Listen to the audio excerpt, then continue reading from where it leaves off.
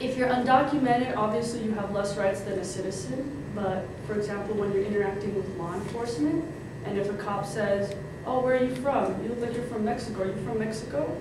You don't have to answer those questions.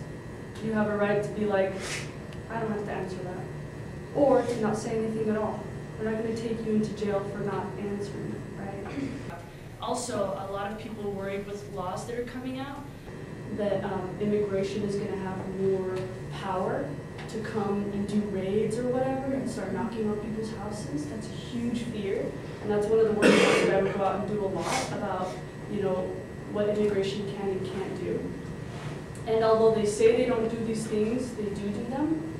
They sometimes come to people's homes like Saturday morning, right? You're going to sleep in, and they come at 6 in the morning. And they knock on all your windows and knock on all your doors, and so you wake up frantic and confused. You're like, who's knocking? You open the door, and it's ICE.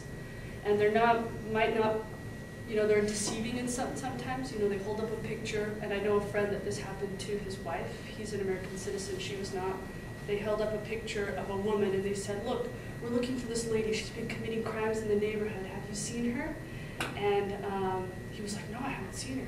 It's like, well, can anyone else in the family, can we ask anyone else in the family to see if they've seen her? It's like, yeah, let me get my wife. You know, he's all concerned, trying to be a good citizen, right? Gets his wife and his kids, and his wife's like, no, we haven't seen her. And I said, actually, we're here for you. We need you to get your belongings and you're going to go.